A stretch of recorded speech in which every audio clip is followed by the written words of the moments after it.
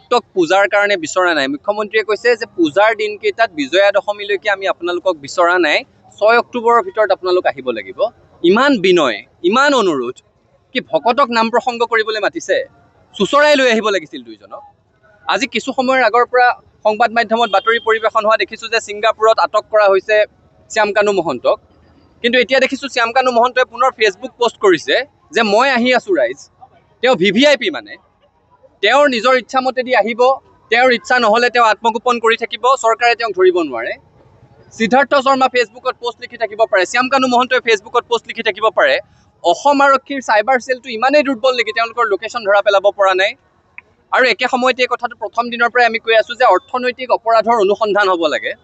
শ্যামকানু মহন্তৰ বিৰুদ্ধে SIT-য়ে কালি নিজাববীয়াকৈ CID-য়ে গোচৰ ৰুজু কৰিছে, অৰ্থনৈতিক অপৰাধৰ তদন্ত হ'ব। আমি ভাল পাইছোঁ।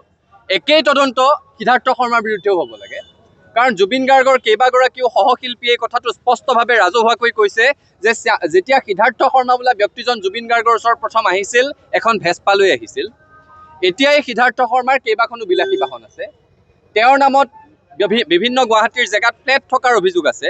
Bottling plant, hotel, music enterprise Siddhartha শৰ্মাৰ নামত থকাৰ অভিযোগ উত্থাপন হৈছে। এইবোৰ ৰাজহুৱা অভিযোগ, এইবোৰৰ সত্যাসত্য প্ৰমাণ হ'ব লাগিব।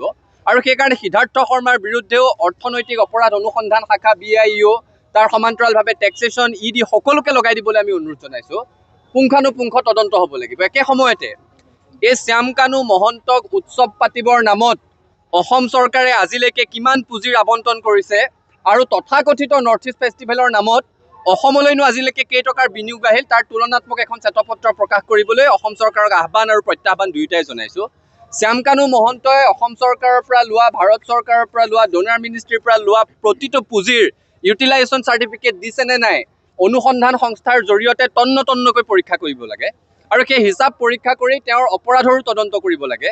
গতিকে অৰ্থনৈতিক অপৰাধৰ তদন্ত আৰু এই দুগৰাকী ব্যক্তিৰ গাফিলতিৰ কাৰণে যে অসমৰ প্ৰাণৰ সম্পদ, জাতীয় সম্পদ জুবিন গাৰ্গক হেৰুৱাইছোঁ, শ্যামকানু মহন্ত, সিদ্ধাৰ্থ শৰ্মা, জুবিন গাৰ্গৰ লগত যোৱা সংগীবৃন্দ, আৰু একে সময়তে সেইকেইটা অসমীয়া জাতিৰ শত্ৰু ছিংগাপুৰ আছাম এছ'চিয়েশ্যনৰ অসমীয়া ব্যক্তি, তেওঁলোক জাতিদ্ৰোহী, যিয়ে ইয়তত বহি খিকিন্দালি কৰি আছিল যেতিয়া জুবিন গাৰ্গে উশাহৰ কাৰণে কক বকাই আছিল। এই সকলোকে আটক কৰি শাস্তি দিবৰ কাৰণে চৰকাৰক দাবী জনাইছোঁ।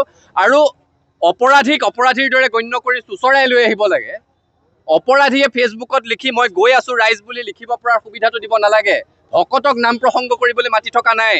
পুলিচে পূজাৰ বন্ধ নাপায়, অপৰাধীক পূজাৰ বন্ধ দিবলৈ কি কথা আছে? চুচৰাই লৈ আহিব লাগে, অসমৰ ৰাইজৰ আগত শাস্তি দিব লাগে। স্পষ্ট দাবী জনাইছোঁ।